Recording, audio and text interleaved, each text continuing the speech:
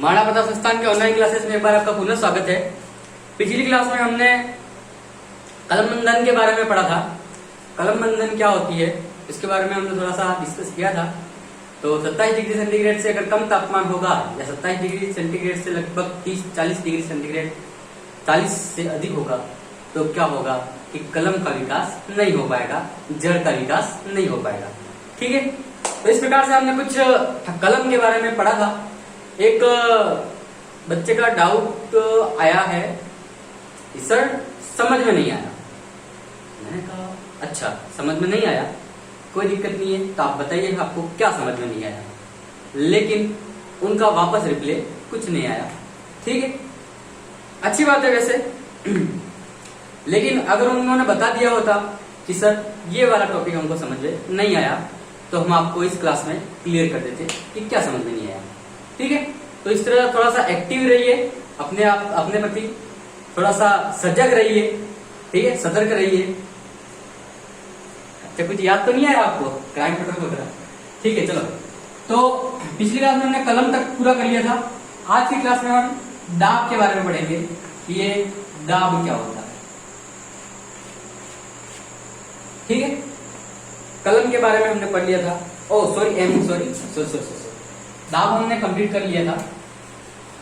ठीक है, दाब तक हमने कंप्लीट कर लिया था। आगे है कलम बंधन।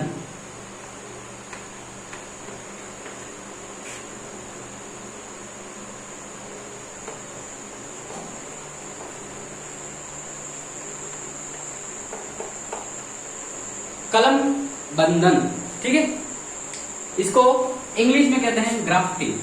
देखो एक चीज और बताता हूं आपको मैं, ये जो एग्रीकल्चर जो सब्जेक्ट आप पढ़ते हो ना, इसमें आप विशेष ध्यान देना कि इसमें आपके नॉलेज के लिए बता रहा हूं, इंग्लिश और हिंदी दोनों का बराबर महत्व है। अब क्यों?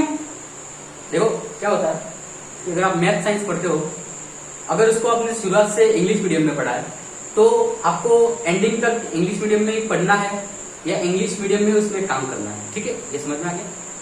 अगर आपने बायो ली है, इंग्लिश मीडियम में पढ़ा है या हिंदी मीडियम में पढ़ा है, तो पर्टिकुलर हिंदी मीडियम के होंगे तो हिंदी मीडियम में भविष्य में अपना काम करेंगे, और इंग्लिश मीडियम में हो तो इंग्लिश मीडियम में काम करेंगे। लेकिन एग्रीकल्चर ऐसा सब्जेक्ट है जिसमें इंग्लिश और हिंदी का दोनों का बराबर महत्व है। ऐसा क्यों?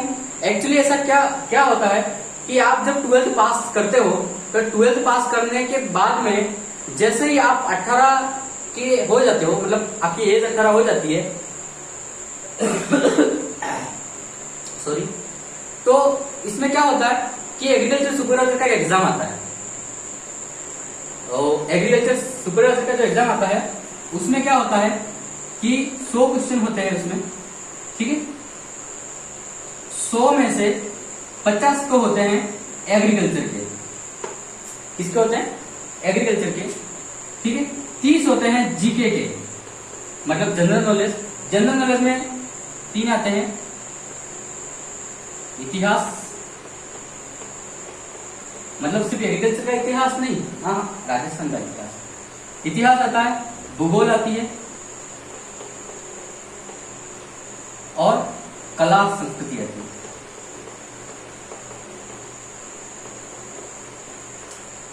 इतिहास आता है, भूगोल आता है, कला और संस्कृति आती है जीके के अंदर। और 20 नंबर की आती है आपकी हिंदी। क्या आती है? हिंदी आती है। अब लोग कहते हैं कि ये हिंदी क्यों आती है?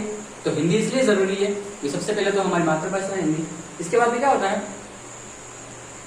कि बहुत सारे, अभी क्या होता है कि अपना राजस्थान है, अब यहाँ पर कोई साउथ का आदमी यहाँ पर रह रहा है पिछले 10 सालों से। ठीक है, अब उसको भाषा बराबर बोलने नहीं आती है। ठीक है, ऐसा मैं आपको एक मत बता रहा हूँ, ऐसा मत हो सकता है। ठीक है, तो भाई उसको हिंदी भाषा ही नहीं आ रही है, तो फिर वो किसानों को क्या समझाएगा? मान लो एग्रीकल्चर सुपरवाइजर बन जाएगा वो, तो किसानों को कौन सी भाषा में बात करेगा जब उसको हिंदी नहीं आती है? तो और अब हमें राजस्थान में सबसे बड़ी समस्या है कि मेवाड़ में जाओ तो मेवाड़ी बोलनी पड़ती है, डूंगरपुर में आओ तो वागड़ी बोलनी पड़ती है, और मारवाड़ में चले जाओ तो मारवाड़ी बोलनी पड़ती है। तो बोले कौन सी? ठीक है, तो हिंदी बोले। इसलिए अब इंग्लिश बोल सकते नहीं है किसानों के सामने, किसान तो बेचारा कम पढ़ा लिखा होता है ना, इसलिए तो हिंदी 20 नंबर की आती है। ठीक है, बहुत जरूरी है। अब आप बोलोगे कि सर ये तो हिंदी की बात होगी, तो इंग्लिश का क्या काम है? तो इंग्लिश का काम बताता हूं मैं आपको कि अगर आप 12th के बाद में बीएससी एग्रीकल्चर करोगे तो वो होगी इंग्लिश मीडियम में, ठीक है। वो किस में होगी? इंग्लिश मीडियम में होगी, ठीक। ये तो हो गई आपकी फ्यूचर की बात में। अभी करते हैं प्रेजेंट की बात, मतलब भाई अभी की बात करनी पड़ेगी ये, ठीक है। तो कलम बंधन, इसको इंग्लिश में कहते हैं ग्राफ्टिंग। तो अब ग्राफ्टिंग होती क्या है ये देख लो आप कि इसमें क्या होता है, आपको उदाहरण से समझाना पड़ेगा थोड़ा सा। हाँ, ये अच्छा है उदाहरण के लिए।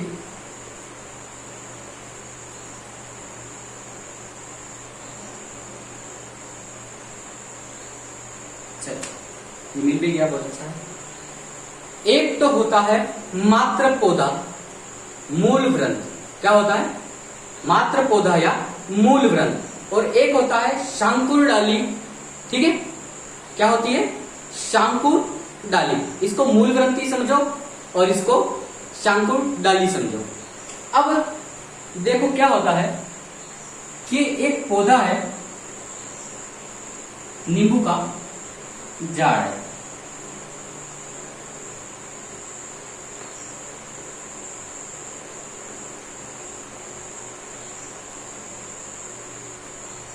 ये नींबू का है झाड़। इस पर आपको पत्तियां पत्तियां बहुत सारी नजर आ रही है, ठीक है। और एक ये है, ठीक।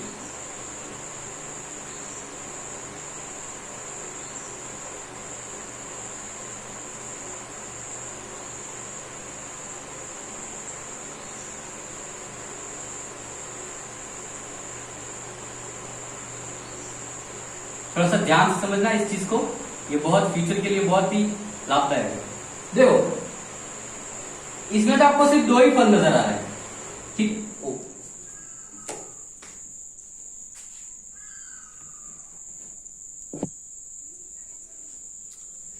ठीक है, तो कलम बंधन को आपको समझा देता हूं मैं, ठीक है। तो ये देखो, ये है आपके पास में एक मूल ग्रंथ और ये है एक शांकुर डाली। तो आपको मैं बता रहा था कि यहाँ पर फल ज्यादा लग रहे हैं, इस पर फल ज्यादा लग रहे हैं, तो ये हो गया एक अच्छा पौधा। कौन सा? अच्छा पौधा, ठीक है। और ये हो गया एक बेकार पौधा। कौन सा हो गया? एक बेकार पौधा। तो ये जो अच्छा पौधा है, इससे क्या करेंगे अपन? एक डाली लेंगे इतनी, ठीक है, और इस डाली को ले जाकर इस पर लगाएंगे, ठीक है। तो यहाँ पे क्या होगा? यहाँ पे लगा देंगे, तो इससे क्या होगा कि एक नया पौधा तैयार हो जाएगा। इसको ही कहते हैं अपन कलम बंधन, ठीक है। आपको समझ में आ रहा होगा। तो थोड़ा सा इसके बारे में आपको लिखा देता हूं, ठीक है। तो सबसे पहले लिखो मूल व्रंत, मूल व्रंत, ठीक है। थोड़ा सा यहाँ पे लाइट की दिक्कत है तो देख लेना आप अच्छे से। मूल व्रंत, मूल व्रंत के आगे लिखो कि जड़ के पास वाला, जड़ के पास वाला, यह जड़ वाला जो स्थान है वो, ठीक है। इसके बाद में एक है शांकुर। शांकुर के बारे में लिखो